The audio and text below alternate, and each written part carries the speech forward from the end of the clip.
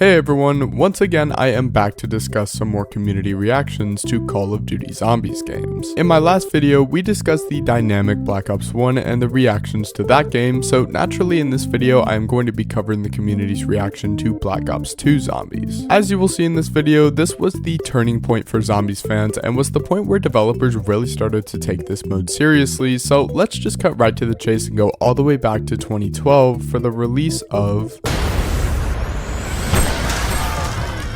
Black Ops 2 was once again another Call of Duty title that many fans were growing exponentially excited for. However, this time it was not because of the positivity surrounding the game in general like with Black Ops 1, but more the fact that fans were excited to experience another Treyarch game after the relatively lackluster and unimpressive reception to the release of Modern Warfare 3. And something that Treyarch games had that Modern Warfare games still did not at this point was of course the beloved Zombies mode, which was once again almost immediately requested by those on discussion boards way before the game had even had much marketing. There was certainly plenty of excitement around the community for the thought of the Zombies mode returning. Obviously it had returned in the previous Black Ops game, so it only made sense for it to return within Black Ops 2 as well. However, something that I saw that is noticeably unique compared to the other releases I've discussed is the fact that it seemed like for the first time ever, some people were actually experiencing a Zombies fatigue. Now don't get me wrong, this was very early, even before Zombies was announced, but I came across a lot of posts saying that Zombies was an overrated game mode and got boring quickly. Of course, this had been present within comments surrounding the two previous releases, however, it was seemingly in a larger volume here than ever, with people such as Durable saying that he hated Zombies and just found the concept of the entire mode to be boring. Although these negative comments were certainly pervasive in the discussion boards I looked at, there were plenty, and I mean plenty, of positive comments surrounding the idea of zombies in the game, and just like last video, there was even people such as this guy who was suggesting that they make a zombies only game instead of bundling it with the whole Call of Duty experience as a whole. But anyways, thoughts aside, there were lots of theories as to where the story and gameplay would go for this specific mode, because obviously the community was left with the Earth literally being blown up at the end of the moon Easter egg, so numerous theories rose up pretty quickly. Easily the biggest theory I saw was the thought that the zombies in this mode would lead more towards being extremely futuristic. For example, there was this comment by this guy that suggested that the zombies would be replaced by robots, implying you would fight an endless wave of essentially just machines. Someone even took this the extra mile by saying they wanted to fight Terminator zombies, with Arnold being the boss zombie, which was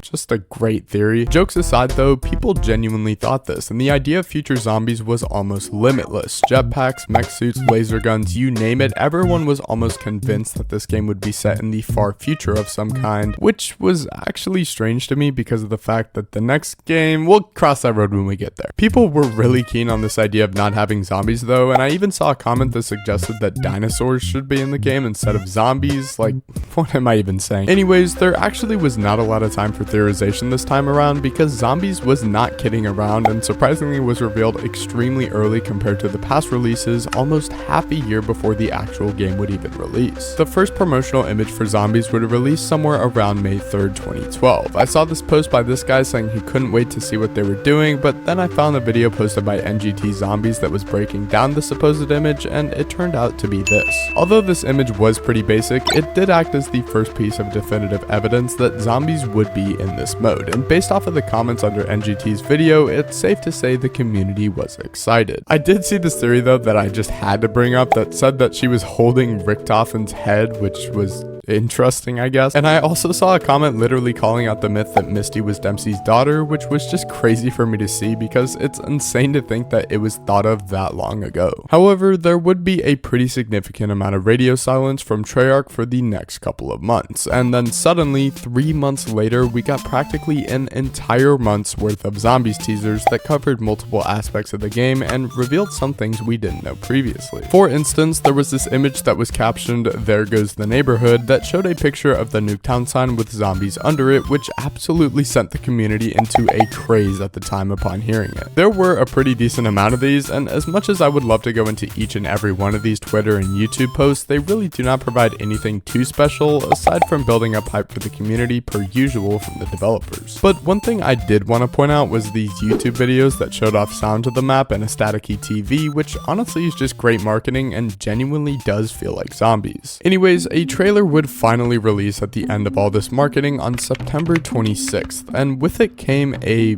mild reaction? Yeah, it's pretty crazy. People generally seem to be kinda disappointed with the trailer slightly, not necessarily because of an uninterest, but because they wanted to know more about the mode than what they were initially shown, which actually is pretty reflective of the community's consensus on Black Ops 7 Zombies at the moment. I was a little surprised because I honestly liked the Tranzit trailer for what it was, and while there were positive comments, there certainly was a lot of negatives across the board, which was the first sign that this mode may not be what people expect. But after a long month and a little more waiting, the community finally got their hands on the mode they had been teased for half a year on the 13th of November. Like Black Ops 1 previously, the community immediately got to work providing others with guides on how to get Juggernog, open Pack-a-Punch, and even turn on the power on Tranzit, but there was something significantly different this time around. Past all of the guides and strategies people were coming up with was, well, the community sentiment of extreme negativity. Almost immediately after the game launched, I saw endless posts about how they thought that the map was awful, citing numerous sources including the annoying fog, the never-ending lava, and the denizens as the main source of problem within this map. The fire and lava seemed to be the biggest issue for people, which can be shown in this comment by Titus, who said that the fire was just pure frustration added by the developers, with a lot of the commenters agreeing with his statement, and truthfully, who couldn't? The fire was and still remains to be one of the worst parts of Tranzit, as it cannot be avoided due to the zombies themselves catching on fire, and his reasoning is completely justified. I mean guys, there was a lot of this disappointment around the community. Almost everybody was just upset with the idea that every single map that had released had the lava and fire in it, and it was not necessarily looking good for launch. So far in the series, we have not seen a negative review to the launch of a zombies mode, but this certainly was the first. Another reaction was shown by Deception, who kind of just sums up everyone's problems with Tranzit as a whole, saying he hated the fact that half the perks weren't there and the fact that the jet gun sucked. Some people were even in the firm belief that the whole idea of the mode was a joke, saying that the fact that the launch was only a couple small maps and a whole Tranzit mode was ridiculous, and it's clear that the older zombies fanbase that had been built up over the years felt like they were not being catered to whatsoever. This was supported with this comment by this guy saying that he wishes they would go back to the older zombies formula, which was supported heavily in other comments in the thread. But despite all the negatives, there were some, if not very little positives, such as Chaotix, who said that he loved Tranzit and the new concept of it all, and this guy saying he loved the map with 4 friends because of the large map design. Overall though, it was very clear that the veteran players were not necessarily the biggest fans of Tranzit, and if they just so happened to be a fan, it was because they were willing to adapt to the newer zombies formula that had been presented by the developers. There were multiple theories surrounding the map though, despite its unpopular status, and the most common one was about the nav cards people found on the map, with this guy saying he thought it could be used to go to the HARP research station mentioned by Ted. Now, we know this is not right, but with the amount of cut content Tranzit has, it is very possible. The real use for these nav cards, however, would not be fully released until the release of the last Victus map, so as of then it was useless, but it does beg the question as to why they put it there in the first place. However, a saving grace of the mode was seen with the bonus release map, Nuketown Zombies, and it seemed to be for one simple reason: there was no lava. Yeah, surprisingly, I saw a lot more positive reception to Nuketown Zombies at launch. There were numerous people actually praising the map, and people such as this guy who were saying that Nuketown Zombies was awesome, and the main reason as to why was simply because there was no lava. People really had a huge vendetta against the idea of lava being in the game, and seemingly really did not like the new Tranzit experience, so this map seemed to tide the general community over, despite the fact it lacked content that Tranzit had so heavily introduced. Since this map had a lack of content, however, not a whole lot of theories were sparked up, and people quickly found out that it was occurring at the same time as Moon due to the eye color change of the zombies at round 25. But finally, that leads us into DLC 1 of this game, Die Rise, and so far it has been a pretty painful and lackluster launch on Treyarch's end, but unfortunately it is only about to get worse. Or so we thought. One theory I immediately saw with the announcement of this map was that this guy thought that the Victus crew would be transported to their maps in a helicopter that was piloted by Ted. I mean, I suppose it's a nice theory for the time, but for those who don't know, the Victus crew get taken to their locations by Richtofen himself, not dead in a helicopter. There were also theories that honestly looked really cool but got the concept of Die Rise completely wrong, such as this huge theory that proposed Die Rise would be a Tranzit-esque experience that would have locations such as city, power plant, and other locations. Although it does sound cool, it definitely is not what we got in Die Rise. Anyways, the map would come out and people found out pretty quickly that, well, it was not another Transit experience, and this is honestly what people wanted. And a huge surprise to me was that, contrary to popular belief, Die Rise was not actually hated at launch by a large amount of the people playing the game. In fact, I saw loads of comments saying that they liked the map and that it was way better than Transit was, such as this guy who described it as a quote-unquote real zombies experience, and honestly, I think this was seen like this mainly because of the fact that Transit existed and not a whole lot of people liked the lava, clearly. The only real negative comments I really saw about Die Rise at the release of the map was honestly that of confusion more than anything, as the map obviously was built to be like a maze in a lot of ways, and there were a lot of people also not enjoying the fact that it was harder, such as this guy's friend. And a lot of people were definitely getting mad over the fact that they kept falling through elevator shafts attempting to move around. But with that, let's move on to the saving grace of Black Ops 2, Mob of the Dead. And well, it's safe to say that this was a stark contrast to the ideologies we have seen so far. Now, Mob of the Dead was actually in a very unique situation before launch, because there was actually a whole Reddit thread that was posted prior to its release by an apparent upset former Treyarch developer that detailed almost everything the map had to offer. This was absolutely insane. I will link the Reddit post in the description because it is absolutely massive, but it has been debated as to if this is legit, because he does get a lot of things right, such as the Afterlife system, but also mentions other things that did not appear, such as mob rounds. But anyways, the community's reaction to this was overwhelmingly positive. I saw lots of comments saying this looked like a great map, but honestly the majority of the comments here were just questioning his legitimacy, so I'm just gonna move on from it. This did not stop theorization though, and I saw a lot of people on the Game FAQ discussion board saying that they thought famous gangster characters such as Joe Pesci were going to play characters in this map, kinda similar to how Call of the Dead did with a celebrity cast in its map. It would make sense, and they weren't actually too far from the truth because of the fact that the voice actors were famous actors such as Chaz Palminteri and Ray Liotta, both of whom had played roles in famous gangster movies such as Goodfellas and A Bronx Tale. Anyways, the map released and immediately people realized that Treyarch, particularly new head developer Jason Blundell, was not messing around with this new zombies experience. This was immediately pointed out by this guy who noticed this effort even though he only played it once and made it to round 5 on the map, which should say a lot about how people viewed it. A lot of people also enjoyed the fact that the story was integrated within the map's mechanics, which is interesting as previously this was something that was discredited within early zombies because people just wanted the simple gameplay experience. I saw a cool theory about how this guy thought that the Weasel's comic books were connected to the comic book loading screens we saw in Black Ops 1, which then led him to speculating that George would come back from the previous game, and while it obviously did not happen, it's an interesting thought and honestly is not a bad theory whatsoever. I saw this pretty interesting theory though that was asking what the perk machines were doing in the map, and once again it's a pretty valid question. As you probably know, the perk machines in this map kind of glitch in and out of existence, and this guy brings up the theory that the perk machines are brought there from the future in Doris. And well, I suppose he's not too far from the truth. Mob of the Dead takes place in an alternate dimension to reality, and the perks were simply placed here and are not real, so realistically he is not actually that far from the truth whatsoever. But with that being said, let's move on to the final Victus map of the game,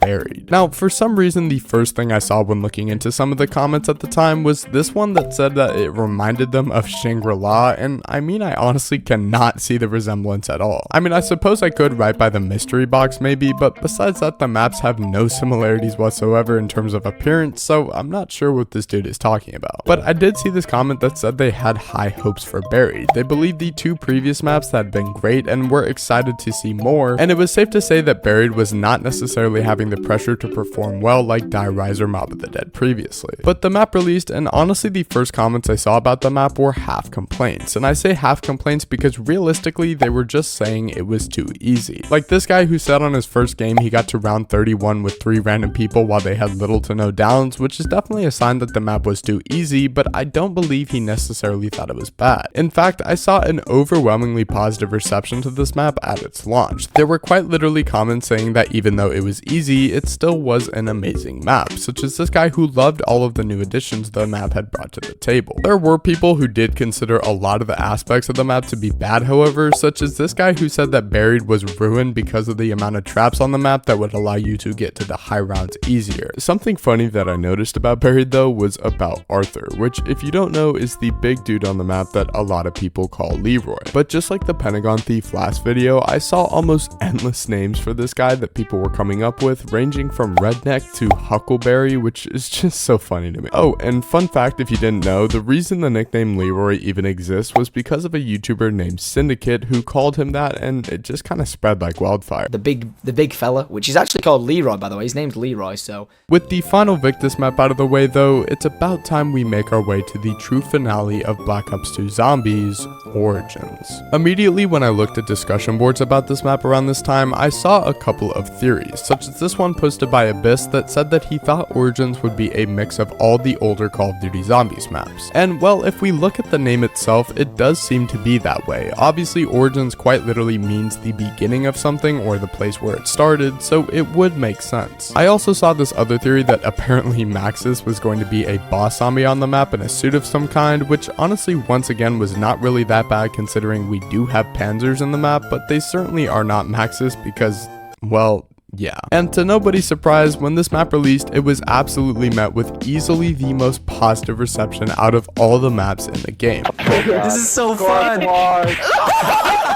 With people such as Tim even referring to the map as one of the best maps of all time because of the new features it brought to the table. This certainly was not the only guy who thought this. There were so many others who genuinely loved this map even after simple first impressions. Even after some time after this map was released, people were still referring to this map as on par with previous successors we had seen in Zombies, which while a little weak now, were certainly some of the best maps in the series back then. However, I did notice one very glaring issue many people had a problem with, and that was the ending cutscene to the map. The idea that the entire story was ran by children playing with toys seemed to be uninspiring and honestly pretty upsetting to the majority of the community, such as this guy who was comparing it to Toy Story, which I found pretty funny, but this was a serious issue amongst a lot of people at the time. I even saw posts such as this one by Jabroni that said it ruined the zombies mode for him entirely because of the fact it just took place in the imagination of some kids. And for those who know now, this ending did not necessarily mean a whole lot. It certainly did not mean that the entire story was ran by children playing with toys, and the ending was meant to be more metaphorical if anything, but of course at the time the community did not know that. But anyways guys, I am going to wrap it up here. Black Ops 2 Zombies had one of the biggest comeback stories in all of Zombies history. The contrast of the negative community sentiment surrounding the mode from the launch of Tranzit to the overwhelming hype and excitement for the ending of Origins was absolutely insane to see from an outside perspective, and I cannot imagine what it was like at the time. But it is safe to say this game will be remembered as one of the greatest Zombies games of all time. This video was a hefty one to make, mainly because of the fact that the community sentiment surrounding the mode is now shifting more towards more modern platforms such as Twitter and YouTube, and not on game FAQs. However, with all that being said, I just wanted to say thank you to all of you guys who are supporting the series. I am so glad that this series is something you guys find interesting because it certainly is for me, so I will keep it rolling. But with all that being said, I will see you guys